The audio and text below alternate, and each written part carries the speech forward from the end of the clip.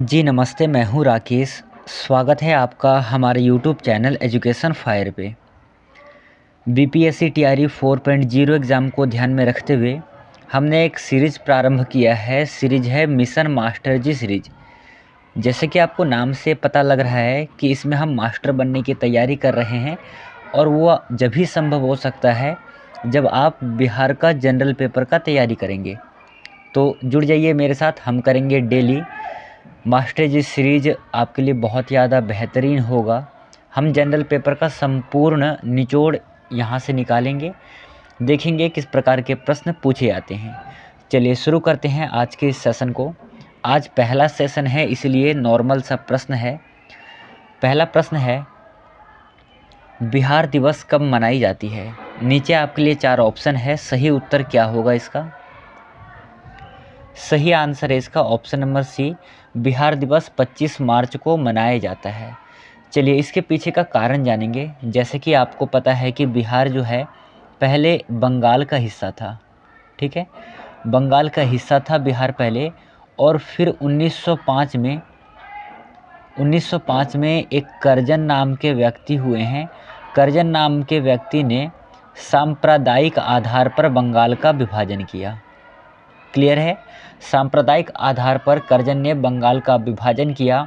बंगाल का विभाजन ना हो इसके लिए 1905 में ही एक आंदोलन प्रारंभ हुआ। नाम था उस आंदोलन का स्वदेशी आंदोलन। कौन सा आंदोलन प्रारंभ किया गया? स्वदेशी आंदोलन। इस आंदोलन के तहत ये खबर पहुंची दिल्ली दरबार, और दिल्ली दरबार से 1911 में बंगाल विभाजन रद्द हो गया। ऐसा आदेश आया कि 1911 में दिल्ली दरबार में बंगाल विभाजन रद्द हो गया। परिणाम स्वरूप क्या हुआ? 12 दिसंबर 1911 में बंगाल से बिहार और उड़ीसा को अलग प्रांत बनाने की घोषणा कर दी गई। किसे किसे? एक तो बिहार को और दूसरा था उड़ीसा, ठीक है? इन दोनों राज्यों को अलग प्रांत बनाने की घोषणा कर दी गई। और उस समय बंगाल के जो वायसराय थे वो थे हार्डिंग, ठीक है? हार्डिंग के शासनकाल में ये घटना हुई।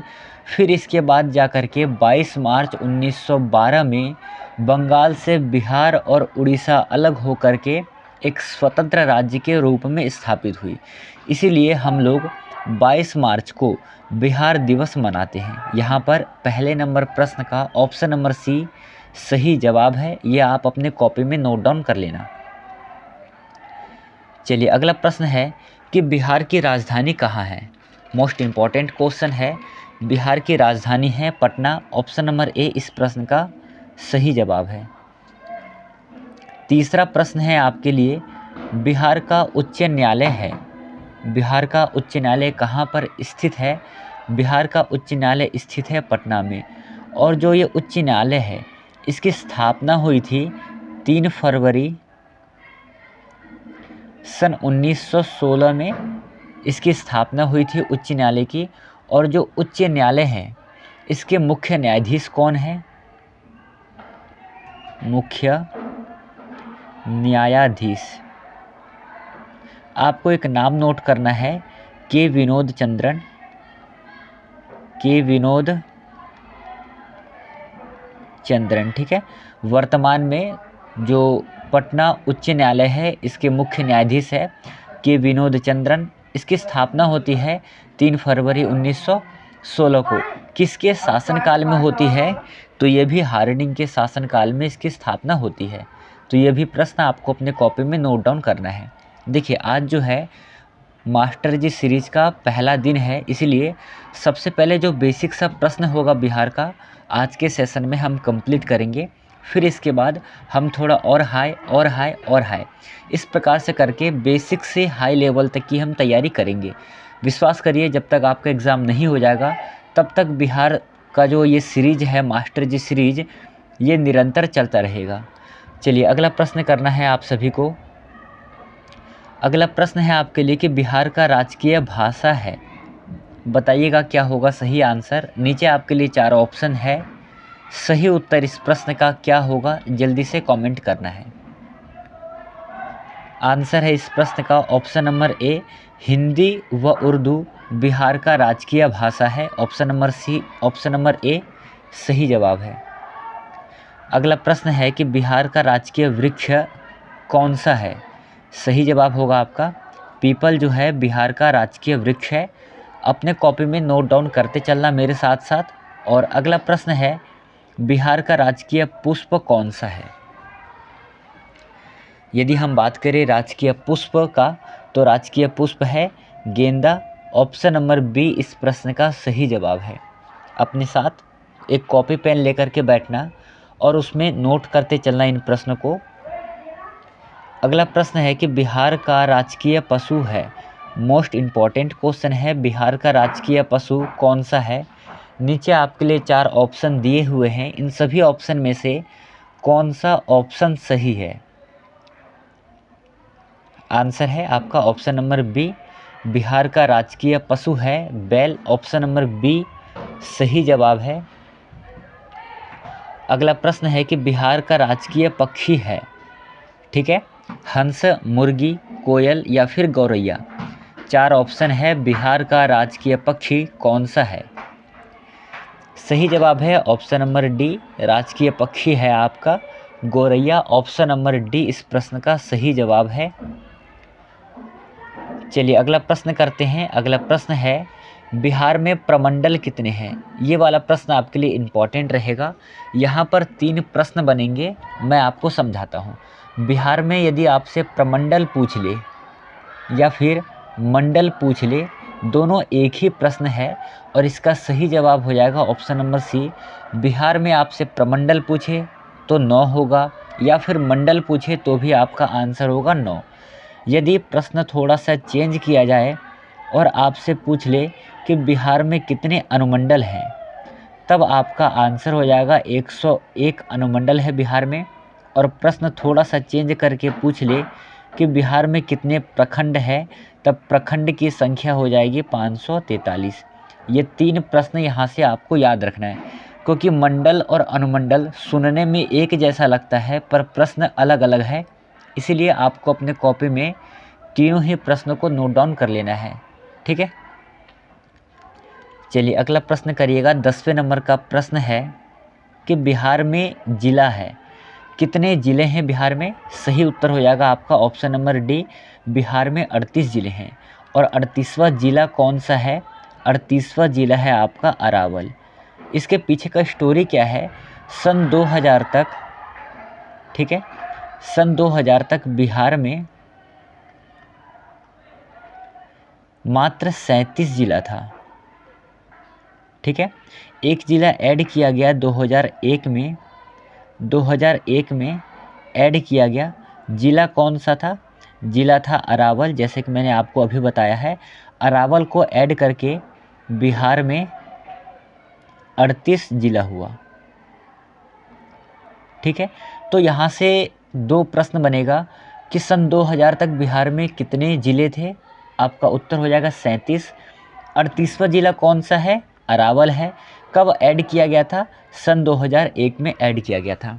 ये वाला भी क्वेश्चन आप अपने कॉपी में नोट डाउन कर लेना, क्योंकि कई बार ऐसा होता है कि हम बड़े प्रश्नों की तैयारी करके जाते हैं और नॉर्मल सा क्वेश्चन पूछ लेता है और वो प्रश्न हमसे गलत हो जाता है। तो नॉर्मल से नॉर्मल प्रश्न और हाई से हाई प्रश्न भी आपका गलत नहीं होना चाहिए। यदि आपको बिहार का बेहतरीन तैयारी करना है तो हमारे चैनल से जुड़ जाइए और करिए आज का अगला प्रश्न।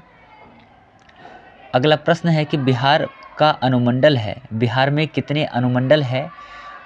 यदि आपने पिछले वाले प्रश्नों को ध्यान से सुना है तो मैंने इसका आंसर आपको वहीं पर बता दिया था। मैंने कहा था आपसे ये 3 प्रश्न देखने में सेम ऐसे लगता है, पर आपसे जब प्रश्न पूछेगा तब आप कंफ्यूज हो जाएंगे। कंफ्यूज ना हो उसके लिए मैंने आपको पिछले नंबर के क्वेश्चन में बताया था। इसका सही जवाब हो जाएगा आपका ऑप्शन नंबर बी, बिहार में अनुमंडल कितने हैं? अनुमंडल है 101। और बिहार में प्रखंड कितने हैं? प्रखंड की संख्या हो जाएगा आपका 543। और बिहार में प्रमंडल कितने हैं? प्रमंडल की संख्या है 9। तो ये 3 प्रश्न आपको याद रखना है, कभी भी कोई सा एग्ज़ाम में आपसे पूछ लीजिएगा। चलिए अगला प्रश्न है, बिहार में विश्वविद्यालयों की संख्या कितनी है? देखिए इस प्रश्न पर कई सारे डाउट है। कई 131 बताते हैं, कई 31 बताते हैं, कई 17 बताते हैं और कई 21 बताते हैं। पर जो बिहार का साइड है उसमें 21 बताया गया है। आपका ऑप्शन नंबर ए इस प्रश्न का सही जवाब होगा। बिहार में विश्वविद्यालयों की संख्या है 21, ऑप्शन नंबर ए सही जवाब है। देखिए जब हम बात करेंगे बिहार की, तो बिहार में राज्यसभा, लोकसभा और विधानसभा की सीट पूछता है। तो आपको याद कर लेना है 16, 40, 243। अब आप कहेंगे भैया ये क्या है 16, 40, 243? तो बिहार में राज्यसभा की सीट है 16, लोकसभा का हो जाएगा आपका 40 और विधानसभा का है 243। ये 3 प्रश्न आपको और ऐड कर लेना है।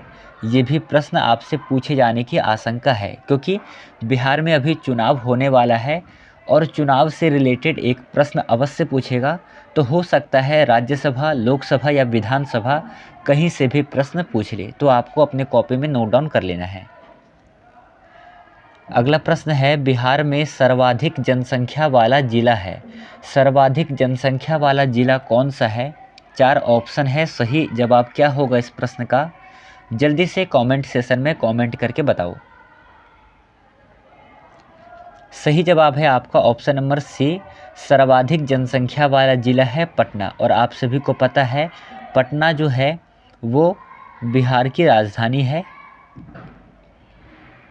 ये भी आपको अपने कॉपी में नोट डाउन कर लेना है।